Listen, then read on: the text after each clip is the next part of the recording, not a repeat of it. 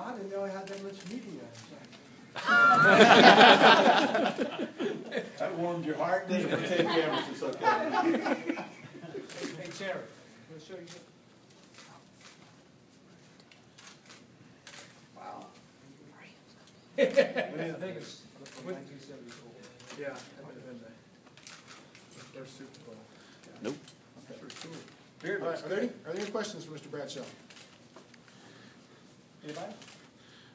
How often do you get to do events like this and just speaking engagements? Speaking engagements, I do football. Actually, do them during football season too, because speaking's like anything else. You don't do it, you lose it.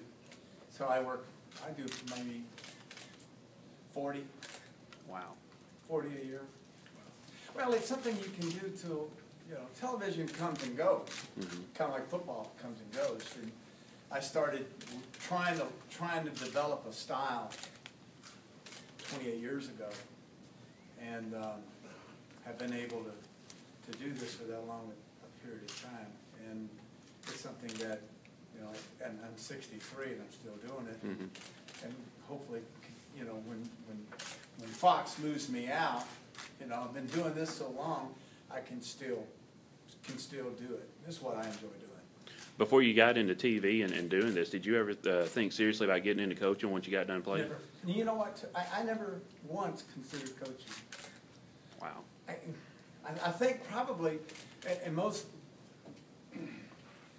man, I can't speak for the players.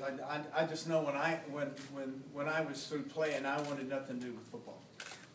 And I wanted to do things I wanted to do. I wanted to, I'm a rancher, and that's what I've always done. My family's done, and that's all I wanted to do was have a horse business, which I've had. Matter of fact, it's coming to an end June 30th. I've been in horse business 33 years, and I'm shutting it down June 30th. Wow. And having a huge dispersal sale, and pulling in more cattle, doing more cattle now, because cattle make more money in cattle than I'm doing in my horse business is going this way, and the cattle it's been more consistent, and so I've decided to pull the plug after all these years and built these facilities and all these stallion barns and mare motels, and I'm just sick of. I look at all this stuff and go, I can't believe I'm not going to be using this, Yeah. But.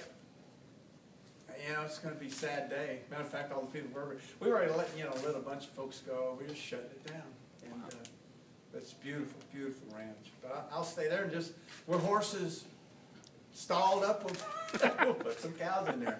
And I have pet donkeys, so I put my donkeys in there. But, I'm building a chicken pen, so and I got pigs. I raise hogs, stuff like that.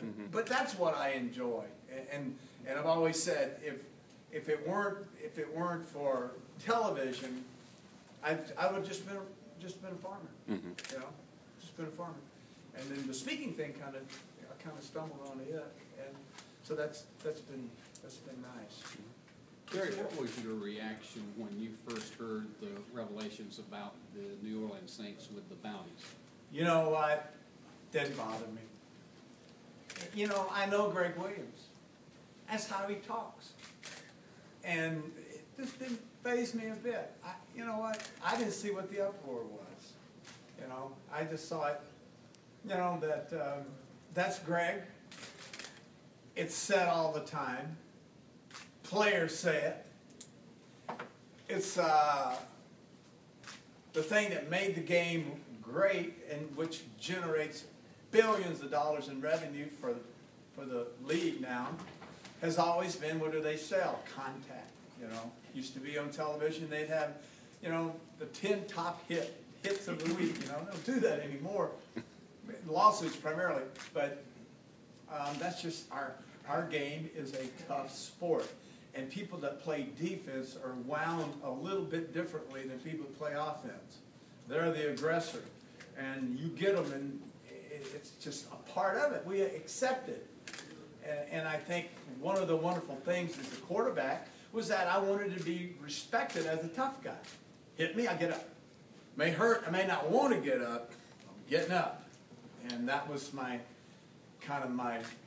my image, and I enjoy that image. So, you know, it's unfortunate that it got caught on tape, you know, but bounties have been around for ages. It's just no big deal. That's what I was gonna ask, It's because just- it had to it's- have been when you played, but you knew they were Absolutely. there. Listen, it's, they're trying to be Snow White here, and the league is. It took a lot of lawsuits to get them to focus on concussions, and they're still facing lawsuits on that. So they're very, because the more money you make, the more lawsuits that players then and shame on a lot of these players, because simply we know what we're getting into when we play. Some are bitter because their careers didn't end up the way they wanted them, or they weren't as successful. A lot of bitterness, and I hate that. But we know what we signed up for. Absolutely know what we signed up for. But our league likes to paint the picture that we just care about the players. I don't think they care about any of us. I mean, they didn't. Mike Webster died. Nobody trying to help Mike Webster. You know. I don't get phone calls. Now, when I shoot my mouth off, I get a lot of phone calls. So, I don't buy it. I just, it's just part of it. You sell it, and you promote it, and their PR arm is pretty powerful, and it's the great league that cares about the players. And not really. Hey, Terry. I don't, not really. I have two questions. Number one, you look great. Thank you. Have you changed your diet? No, I'm a little bloated right now. No, I haven't changed my diet. Talking about the Nutrisystem thing. Yeah, I've been on that for a long time. I've been coming up on 2 years. It's just kind of, I just ate it. I eat it cold out of the can. Well, who's the greatest team of all time, and why is it your Steelers? The greatest team of all time. As decades move, this team of the decade, you could say the Steelers of the 70s, you could say the Cowboys of the 70s, you could say the Raiders of the 70s. You move into the 49ers of the 90s. Then it's a mixed bag of Dallas, Dallas, New York Giants, Green Bay, Washington had that big run to give. So the best team of all time, probably none of us even saw them play. Cleveland Browns are pretty good, but I don't know who's the best. I mean, there is no best team. Do you root for the Steelers today? Do I root for them? No. No, I don't. I don't watch them play. I'm with Fox, and so I'm watching the NFC games, but I don't root for them. I don't root against them. I just, I root for the Saints. Now that I'm not playing, my heart is with my state. I love the Saints. I've had a passion for them. When they came up and scouted me in college, and I thought, oh my God, they might draft me, but and then I went to Pittsburgh. But that's really where my heart is. I'm a big, I'm a Saints and a Cowboy guy, but I'm really a Saints guy. I pull for the Saints. That hurts. Are you a Steeler guy? Yeah, but I'm not, I just played there. I'm not from there. My roots are in Louisiana. I'm a root guy. I did change the backdrop on stage now. What happened? You had Steelers up there?